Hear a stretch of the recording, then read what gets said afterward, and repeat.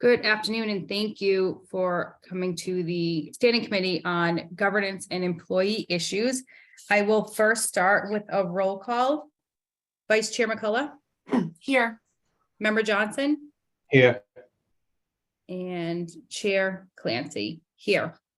Tonight, we're going to do it a little bit different because I know that we're waiting for some people to come onto the meeting with us. The first items that I will be taking up will be GB 3-123.1, which is to correct the elimination of the student committee from legal responsibilities in the policies GHD, EC, and IGD and JIB. Now, I know these three policies were brought to us from committee member Novick. And the first one that I would like to look at, and I know that we all have the backup, which is CHD, which is the administration and policy absence. And underneath in that particular policy, there was a line added that the superintendent's decision, however, will be subject to review by the committee. And that is the recommended update in that policy. So I'm not sure if any of my committee members have any questions on that particular one. Member McCullough? I don't have any questions. I just like to comment that I'm in support of these because it actually brings us back into compliance. I believe they were legal requirements that had been removed previously. So I'm on board with those. So just wanted to say that the changes are actually, I think, required of us. So yeah, they are. And actually, I know that we had spoken about that also at one of our other meetings. And I mean, I don't even need to believe that I need to take them up individually. We can actually, unless either one of you have any questions about either any of them in particular, I'm comfortable with the changes that are being recommended, and we can do an actual roll call on changes on all four of these policies. And Ashley's not back, so I will take a roll call on that. If we're good doing all of the policies together. Member McCullough, are you fine with that? yes. Member Johnson? Yes. Okay, so I would like to make the recommendation that we change the policies as amended for policies CHD, EC, IGD, and JIB. Roll call, Member McCullough, Vice Chair McCullough? Yes. Member Johnson? Yes. And Member Clancy, yes. Okay, and the next thing we were gonna take up the strategic plan. So that would be ROS 3-1.3, which is to share some of the updates regarding the strategic plan. And I know that we have been working on it for a while. And I just want to see if there's any updates from the administration regarding this.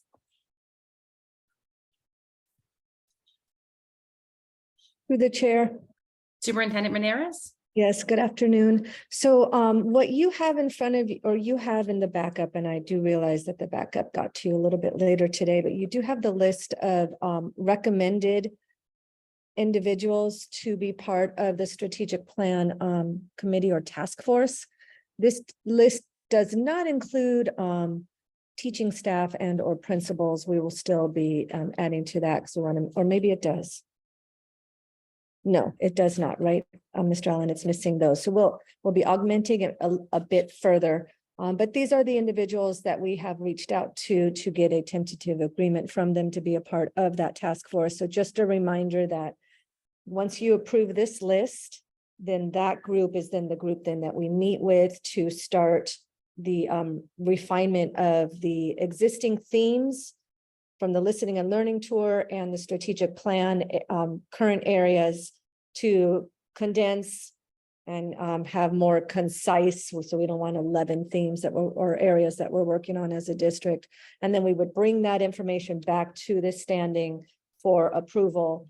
And all of that work would be facilitated through Hanover Research, which I know we're trying to get them to log in to give some more update to the committee. But in addition to having Hanover as the facilitator, because they are just going to make sure that people stay highly engaged and that our meeting is inclusive, and that there's strategies used to keep it inclusive. We do recommend that the committee appoint 2 co-chairs, and our recommendation is for the consistency of our current strategic plan. And as we move forward, my understanding that we had last time, the first strategic plan, or the previous one that was done, that was a collaborative effort co-led between WEC and Research Bureau. We're recommending that that be the same structure in terms of the co-chairs. The co-chairs would then work with district administration and Hanover to then have to do the planning behind the scenes of what these meetings would look like. And then Hanover would actually do the facilitation. So that's the recommendation from administration to the committee, and we welcome any exceptions, or either exception, modification, or rejection of that recommendation.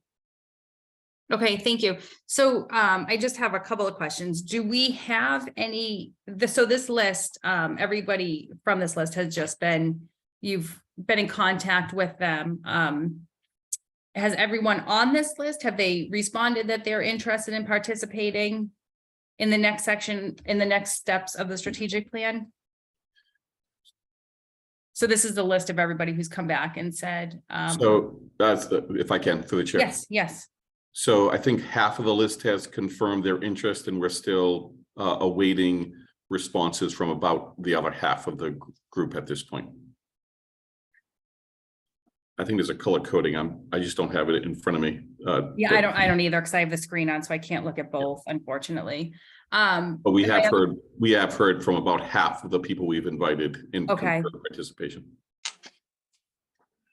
And are there any dates set for the obviously, probably, I'm just assuming as of right now, so to the administration, are there any projected dates for the next meeting set up yet? Or are you waiting for a response from everybody? Through the chair, I think it's a couple fold. I think number one, we wanted to get this list approved, and then we would move forward with Hanover and the 2 co-chairs on scheduling the first meeting. Okay, thank you. Member McCullough, do you have a question? Yes, thank you, through the chair. So going over this list, certainly I recognize a lot of people on it, and I'm good with this as it is before us. I just want to confirm that when we, if we're voting to approve this tonight, that we're then also given the updated list with any additional members, including the staff, the teachers, principals, any other community members, and perhaps if there's someone on this list that for whatever reason is unable to participate, even though they initially expressed interest, that we're also given that in this committee for approval to put forward to the full committee, just so we're all on the same page. Yes, absolutely. Thank you. Thank you. And I stand corrected. I scanned it. I didn't see, so I see teachers' names on here, but again, there may be some that the school committee would like to add that are not on here. So we want to be sure that it's reflective of various segments of our school district. Thank you. Member McCullough, Vice Chair McCullough. Through the chair, and thank you, Superintendent Monrez. That was what I was going to ask, is that when we do include our educators, that we have a variety from the different grade levels, but also different roles within the system, so that we're capturing different voices. So I appreciate you saying that. That was my question, and I'm glad to see that's our plan. Thank you.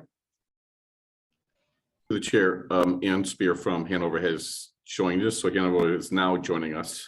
So Ann, I believe you have a PowerPoint to share.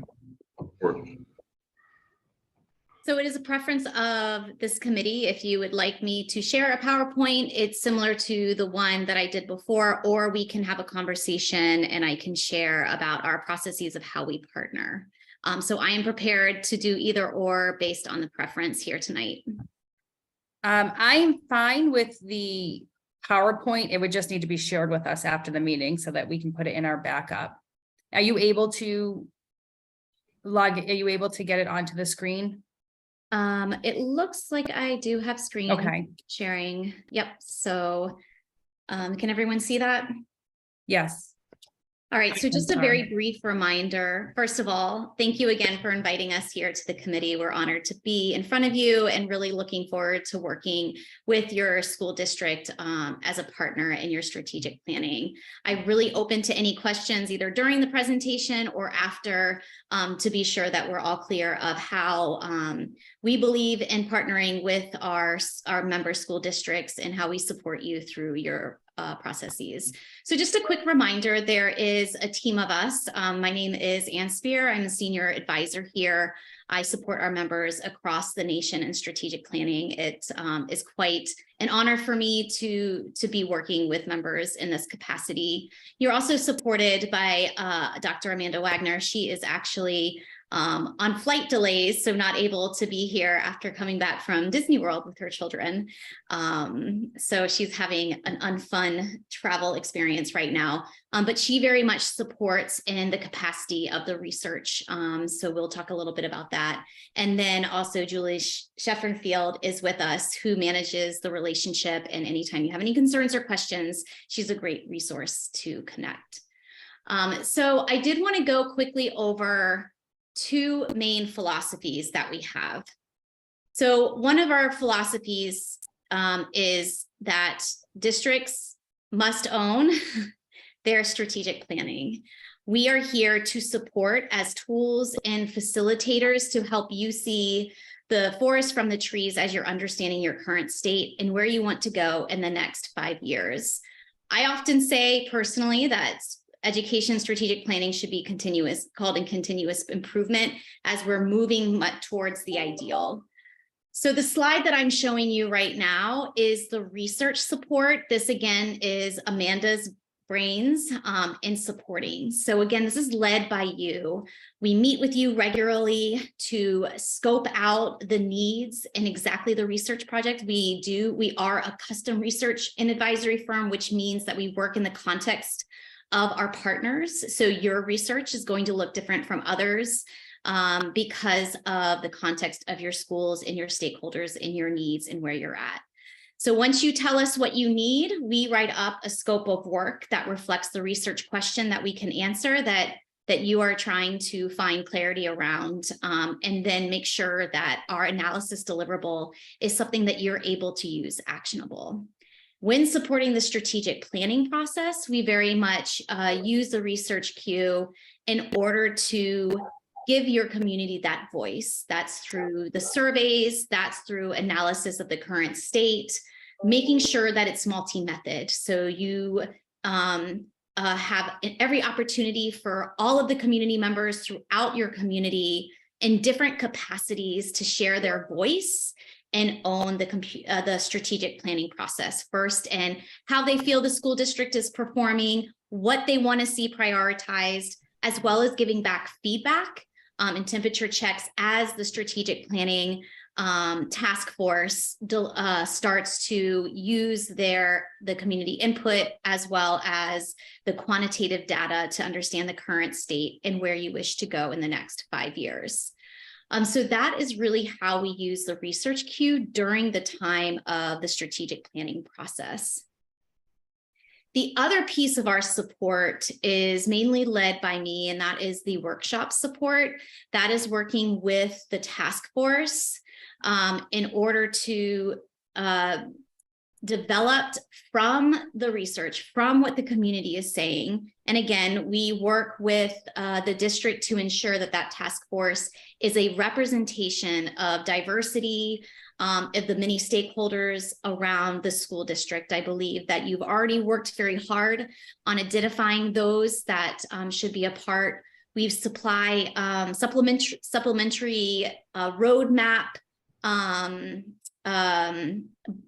reports that kind of give the best practices of what is the role of a task force member? How are they an advocate for their community? How do they participate in the task force and working through some of the strategic plan, some of the data, some of the community voice? And then how do they go back and engage their communities, get their insight and input, develop ownership, and then bring it back to the task force when they meet again?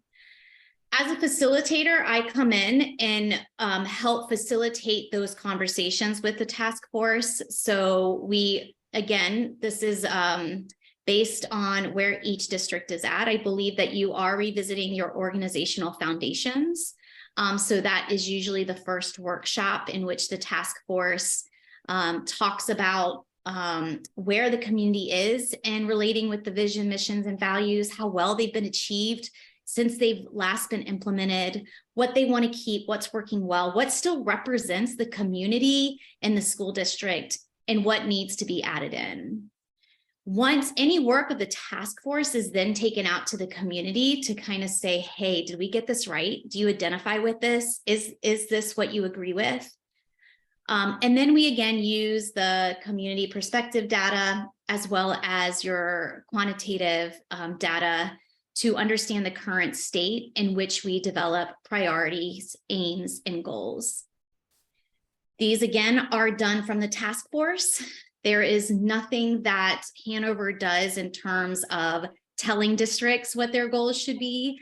We simply give you and teach you the philosophy of certain things such as SMARTY goals.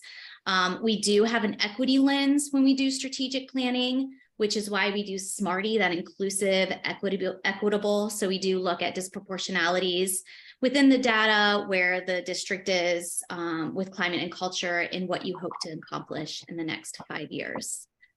So these are the basic workshops, the organization foundations, the goal setting, and then making sure that you have your key performance indicators identified, as well as a high-level action plan to then do the real work. So one of my other sayings is the plan is just the beginning. And if we make it meaningful enough, then the real work starts in the implementation of it. And with that is where we make sure that there's progress monitoring, that the departments and the districts and the task force start to be able to communicate and ensure ownership by the district at large, and then start with the action planning phase. And we can talk, once we're done with the plan, more about how we support that. So I know I've talked quite a bit, and I want to give a chance. Here is an example of kind of the construction of what we often suggest to districts, though we do use districts preferred language, depending on if they prefer objectives or strategies. There's a very research-based reason why we do priorities, aims, and goals in order to ensure the implementation and the ability to monitor your progress in all that you do. So I'm going to take a breath as I'm not used to speaking this much, and take any questions or comments that you might have. Thank you, Anne. I'll just turn it over to, I can't see, oh, maybe I can. Some of my, either Vice Chair McCullough or Member Johnson. I'm not sure if you have any questions right now. I have no questions. Okay. And I actually have a couple. So as you can see, I'm not sure if you've seen the list of the members that we've so far have looked at for a task force. Sorry, I didn't see where you went. For a task force. And my question is, because is that the general size that you've seen other districts do to start off? Because I know that we're looking at possibly 5 or 6 priority areas for the upcoming strategic plan. And I know that we have about, I don't know, last I counted was like 40 some odd members. Is that typical of what you've seen? Is that too large? Or do you think that it's something that moving forward, it will be a good number to have when we're developing the workshops? Yeah, so you are a bit of a larger district, so I would anticipate a larger task force. A lot of times we see between 25 and 30 for your size, but I do want to preface that in understanding some of your context and learning what I do know about you, I don't think 40 is too large. And I think what we can think about doing is really talking about what's the role in that, right? So I really always talk about when you're a task force member, it's representing while being in the task force, but then also talking about what was discussed during that time with your community, and really getting to hear them and getting feedback and then bringing that back. Okay, so it is important for us to have a larger representative so that we can get more input from community with Yep, different, yep. I think that's, okay. And the way that the organization usually works is I usually work directly with the superintendent in a small leadership committee that kind of similar to Brian and Ashley and how we work with them. And so we really kind of then go back, we get a lot of the framing. So for example, SMARTY goals are often hard to put together. But we make sure we get all of the input and the framing of it from the task force. But then often that smaller group kind of finishes it off, makes it into a draft that they then take back to the task force and again, then take back out to the larger community. So I always think about it as layers. Okay, and I do have just one more question now. As we're starting to drum up our task force, we were thinking, 2 to 3, possibly 4 meetings with the task force, within the workshops, as you refer to them. Do you see that a good number of meetings, just so that we can give everybody Yes, kind of a heads up of what the priorities will be for the task force and what their commitment would be to being part of this? Yeah, that's some really good thinking. So we offer, again, some of the way that we see our partnership is to try and make all of your lives easier. So we also have a template that is meant for you to then edit and personalize, but part as an invitation to each task force member. A lot of it is also just being able to acknowledge that they're taking their time and commitment for this. So again, just making sure to be a little bit formal about it. And in that invitation letter, we often encourage to have the set dates of the workshops and be very clear about what would be the time commitment of that. So again, that's what I work with members. So for us, we often encourage 1 6-hour workshop looking at the organizational foundations. To follow up that, so that usually again gets the frame, a lot of feedback, a lot of discussion. It never gets a final draft, right? That's not going to happen in 6 hours, nor should it. We wouldn't get something that is important as organizational foundations in 6 hours. How districts then want to follow up with that, some has chosen to do some asynchronous to just protect the time. Some has decided to do an additional workshop. Some has decided to have that smaller group collect what was said in the task force. So those voices were heard, the framework was developed, the task force, then the leadership group kind of does the work to put a draft together and then put out back to the task force. So again, it's for your own district to decide kind of what is the next step and what do they want, how do they want to be involved, how much time should we be asked for, etc. And then we actually suggest doing a 2-day day and a half workshop.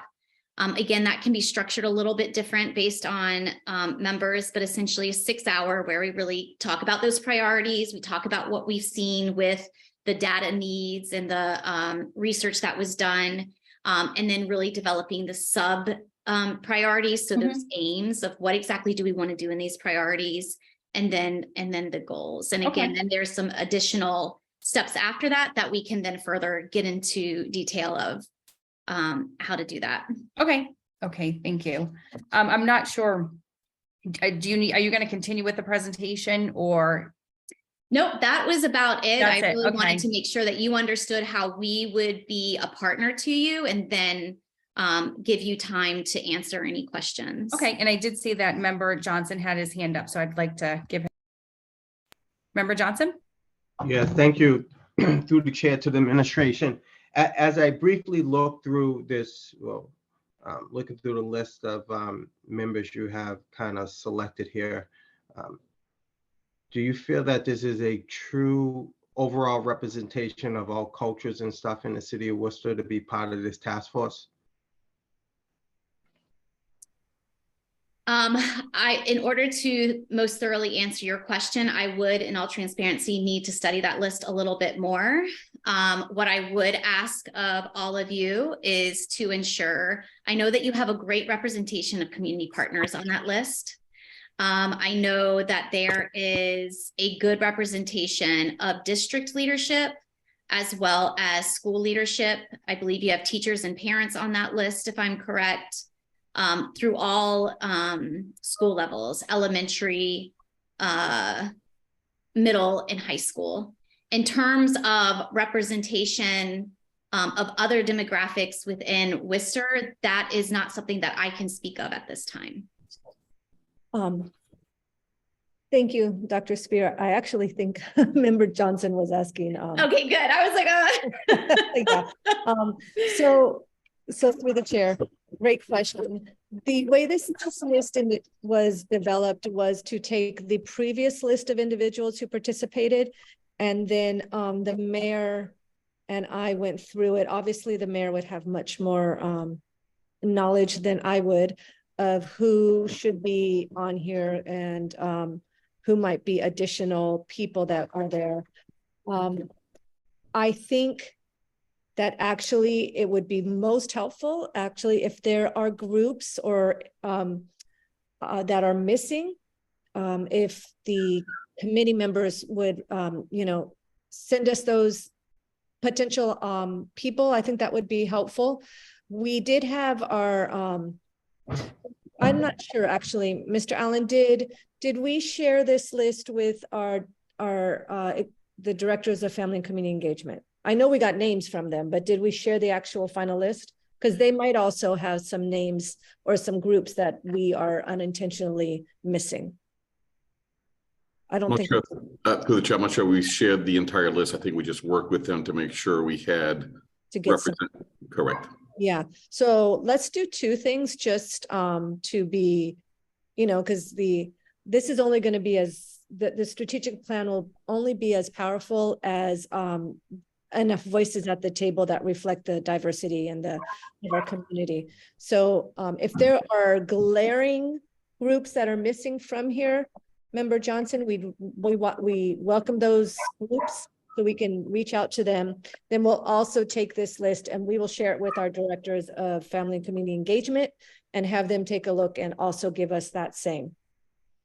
Yeah, I'm just looking through it right now. Unless I'm missing something, I'm just not seeing anything really from representation from the African community at all. I see the South East Asian Coalition. I'm just, as I look through, unless I'm missing something, guys. Yeah. And are you speaking specifically for ACE? Yeah. Oh, yeah. ACE should be on there. If it's not, they were intended to be on there. So. Unless I'm missing it here. Okay. Okay. All right. Another question for you. I'm just wondering in regards to this list, when I'm going through it, and I know she mentioned potentially between like 40 and 50 people to be on this task force. I'm looking at this list of 60, and Mr. Allen had talked about color coded. I'm looking at this here now. Do you know what the color coding is? Because I'm seeing purple, blue, and green. Are you guys aware what the color coded means here for confirm that they're in or not, or you need to look back on that? I'm just wondering. Do you see what I'm saying? Yep, I do see it. I'll have to confirm what those color codes are and we can let you know. Okay, perfect. And just so I'm clear here, so we're looking to approve this list as is, although not everyone has confirmed, some have, some haven't, and that we will come back to confirm later once everything's been finalized. Am I correct? Yes, which then allow, yes, which then and adding the ones that are missing, but at least it allows us to start moving on getting dates scheduled and those kind of things. So what we can do is so what we're asking for is to approve the list as is with the asks that you have already added, right? So make sure that ACE is on here. Oh, I see it. I see it. Did you see ACE? Okay, good. Make sure that Member McCullough had asked about a variety of teachers, of grade levels, content areas that we have that kind of representation. And we'll go through it one more time and make sure, because so approve as is with opportunity to add more if there's not adequate representation. How does that sound? Sounds good. Thank you. All the questions I have at this time. Okay, thank you, Member Johnson.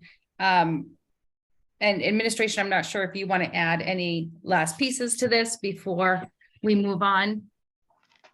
Yes, I would. So I want to thank Dr. Spear and Spear or Spears. Do I add an S on the end?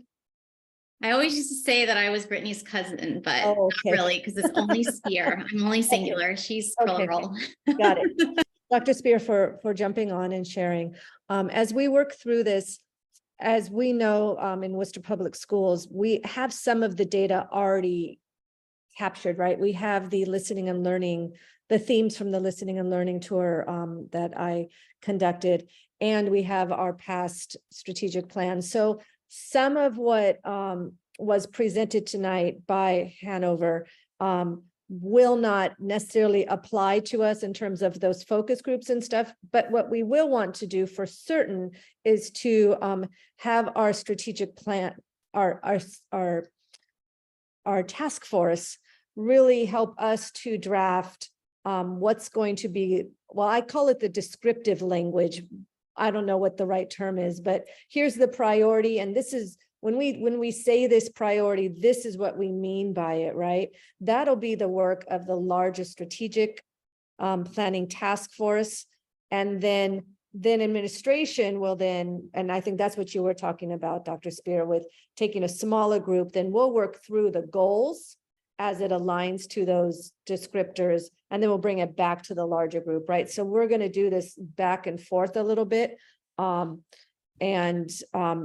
to make sure that we're on track collectively as a whole, so that those who are going to be implementing the work are part of the part of developing it, but then also those who are then on the receiving end of the outcomes have a voice in it too. So it's a nice flow of information back and forth. So I just want to make sure that we're all clear on that as much as we can be, considering it's very abstract right now. Okay, thank you. So to move forward, I am going to make the motion that we approve the strategic plan task force co-chairs and to move to the next step, which will be to set up the task force and workshop meeting dates. Okay, if I can get a roll call on that, please. Ashley? Oh, I'm sorry, Vice Chair McCullough? Just a friendly amendment, if you don't mind, Chair. Sure. To approve it, but then with the caveat that we will get the updates on any future members, please. Yep, amendment with task force member updates. Thank you. Thank you. Okay, roll call, please. Chair Clancy, Yes. Vice Chair McCullough, Yes. Member Johnson. Yes. Thank you. And thank you for the Hanover group. I'm sure we'll be seeing you soon. And if you don't mind getting over that PowerPoint to us too, so that we can I'll add it send to it. the backup. I'll send it right over to Ashley right now. All right, great. Thank you. Thank you all. You all have a great night. Thanks, you too. Okay, and that will bring us to our next item, which will actually be part of more pieces of this moving forward, which is GB 3-880.1, which is to consider the approval of the proposed 2023-2024 student handbook of the Worcester Public Schools. And today I would just be looking to do pages 1 through 30. So I just want to pull up because I know that we just got the backup. So I just want to make sure I have, because I know that there were some amendments in these pages. And I know that I just took this year's handbook and made some changes that I saw. So I just want to cross-reference as we move forward.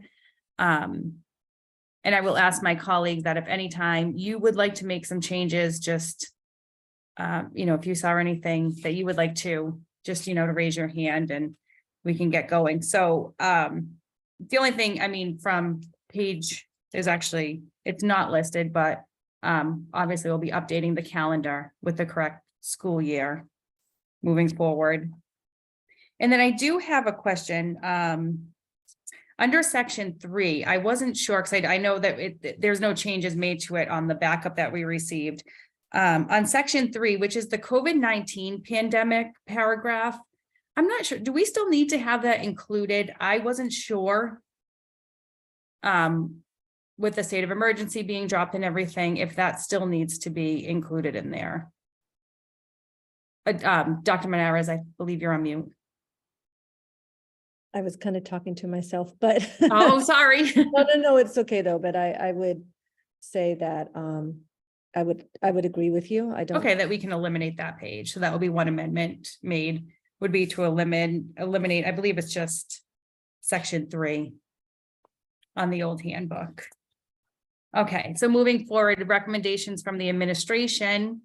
Like I said, I'm sorry that I'm kind of flip-flopping because I'm looking on page 4 that the registration policy needs to be updated. I know that we were looking for an update on the magnet school description and the voluntary controlled transfer policy. I know that that's something that we'll be looking to change. We won't be making the changes to this policy handbook, so we can just, I'm looking that we just omit that from this right now. Sorry. So on page 4, like I said, we'll just, there are specific changes in the registration policy that need to be updated, anything that needs to be redlined from what we currently have. So it's just looking down the future to change that policy altogether. Through the administration, anyone have that? I can, through the chair, yes. Dr. Tatum and I sat down today and kind of went through this as closely as we could, and right, exactly what you say on pages 1 to 10. There isn't anything like edit wise or anything. There were more on the pages 10 to 30 where we need to align it with the new dress code policy. Okay, so on pages 1 through 10. We didn't find anything that needed to be changed or edited, like you just said about the voluntary transfer. Yeah, so those are, okay, thank you. So everything on 1 to 10 is like what you just said. Okay, so pages 1 through 10, I'm not sure if Vice Chair McCullough or Member Johnson have anything, because I do have a quick question on one of those pages. Member McCullough, Vice Chair Thank McCullough, you. sorry. Through the chair, and just if you could clarify for me, because I know we have agenda page numbers, annex page numbers, and then I think the actual page numbers of the policy book are not what's on these pages. So when you're saying pages 1 through 10, I just want to confirm that we are talking about up through what would be the school choice policy, and we're starting with what we are actually changing, which is agenda page 29, it looks like, or maybe it is maybe I can see page 7 of the handbook under that. Is it page 7 of the handbook that we're actually looking at where it starts to say student dress code policy? Yes, through the chair, page 7 and 8 is the dress code policy, and that needs to be, that was approved last school committee meeting, I think. So that needs to be changed. Yes, and your page numbers align with what's on that sheet. I just wanted to make sure, and it's not, that's not. Thank you, Vice Chair McCullough, you're right. Multiple placeholders, so I'm just making Yes. sure that I'm Yeah. in the right place here. So no, I do not, thank you, I do not have any questions, as long as we are putting that updated dress code policy and the way we approved it, I'm good, thank you. Okay, thank you. I can't see member, oh, I do see Member Johnson. I'm not sure if you have any questions, pages 1 through 10. Not at this time. Okay, thank you. So I do have, for just under on page 5, if we can go, it's the procedures for applying for voluntary transfer.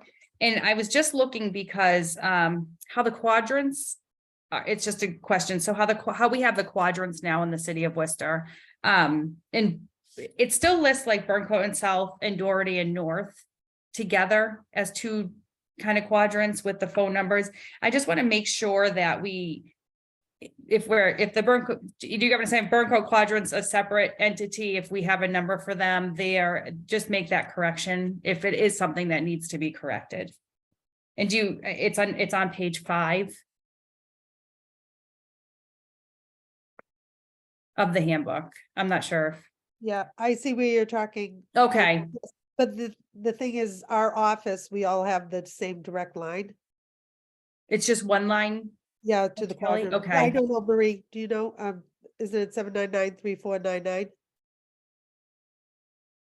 Through the chair, that's right. Okay, so yeah, if we just make that correction on the phone numbers on that one. Okay, so then this will bring us to.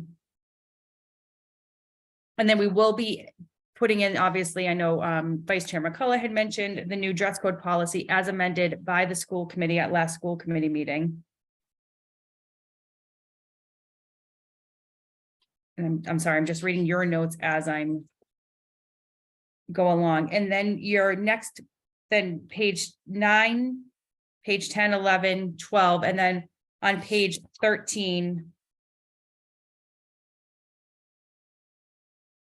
there is the locker policy, which is, I mean, the backpack policy, which is at the top of the page. Yeah, very top, it says students must store all book bags. Yeah. We would just change that to are able to store. Sure, yep. So the amendment will be students are able to store all book bags, gym bags, and outerwear coats, jackets in their lockers during the school day. That will be the amendment to that section. Yep.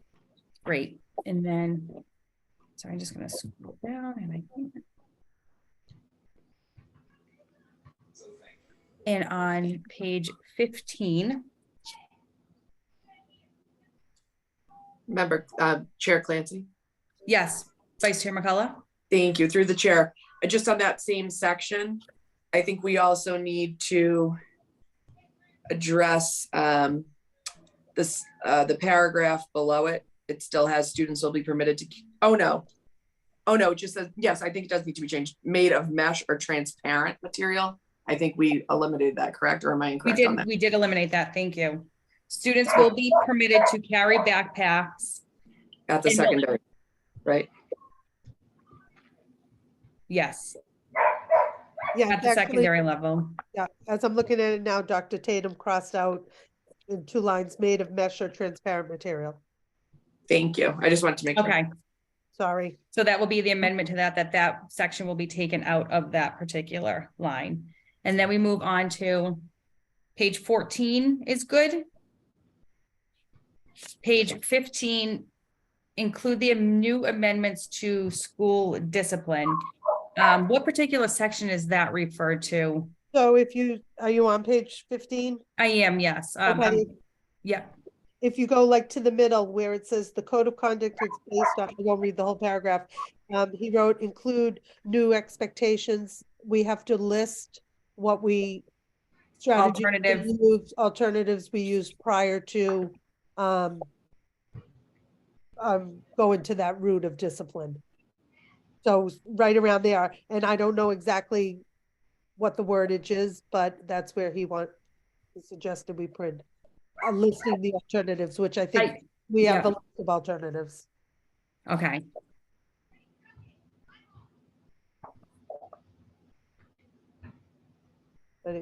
And I'm just sorry, I just have to scroll down again.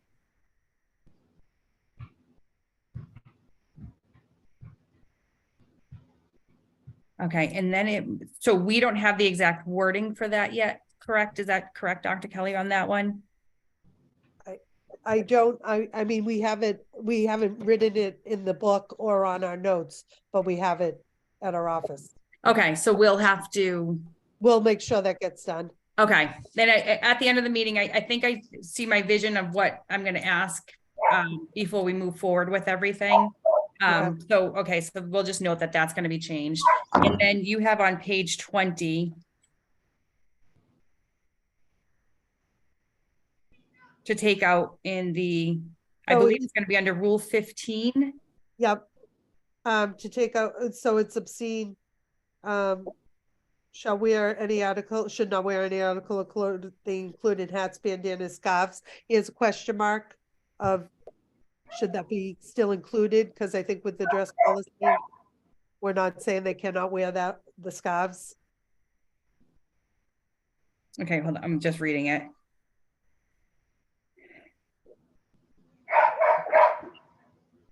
That's only, if I'm not mistaken, that's only hats, bandanas, scarves, sweatbands that have reference to gangs or obscene clothing. So I believe that would stay in there because that is part of Okay. that. Okay, Okay, so that one I think is good. Yep. Member Johnson, do you have a question? I Okay, do not. okay. we have one more. And that is the same question that I had. So on page 25, on page 25, which is to include the new amendments regarding the school's student suspension policy. Because that's what I had a lot of questions on that also. Because I know that the suspension policy has to be updated according to the new law. And I was just going through this, and actually on page 30, if you look at page 30 under section H, I noticed that needs to be updated because if I'm not mistaken, and I wrote it down, that's our policy right now says a student who's been suspended or expelled for more than 10 days shall have the opportunity to receive educational services and make academic progress. I wasn't sure if it should be noted also that a student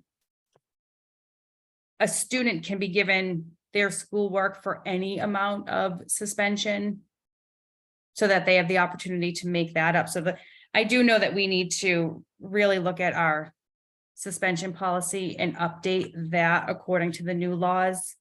So I know that there's a little bit more work that we need to do on this, and I believe, and I'm going to stop there before we get to non-discrimination, because I want to explain a little bit more what I'd be looking for moving forward. And before I do that, I'm not sure if Member McCullough or Member Johnson have anything to add at this point. Okay, so I'm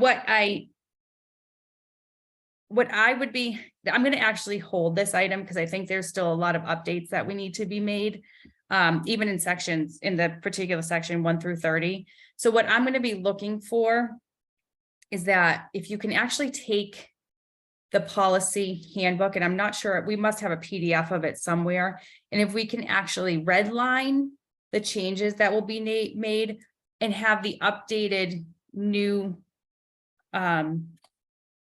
policies, the new verbiage that's going to be in there with the changes that we want to see made for the future, so that we can approve them as we move ahead and that they'll be ready to go to print. Because we want to see the changes in the book beforehand so that, we can look to approve those. And then we'll just add if there's any, anything that we would like to see or any discrepancies that we see along the way. So if we could, like I said, so at this point, my motion is going to be to hold this item. And that if we can get a red line edition of the handbook for our next meeting, and we might be here a little bit longer doing it because we're going to have to approve the majority of the handbook. Because we're kind of close now. We're going to be in June, I believe, for our next meeting in the beginning of June. But I really want to get this done before the end of the school year so that it's ready to be printed for our students come the fall. So at this point, my motion is going to be to hold this item in standing committee, and that we'll be looking to take up the student handbook in full at the June 5th or at the June meeting. So if we can get a roll call on that, please. Chair Clancy, Yes. Vice Chair McCullough, Yes. Member Johnson. Yes. Thank you. So at this point, I think those are all of our 3 items right now. So at this point, if we could do a roll call for adjournment. Chair Clancy, Yes. Vice Chair McCullough, Yes. Member Johnson. Yes. All right. Thank you. Have a good night, and we'll see you all Thursday for school committee meeting.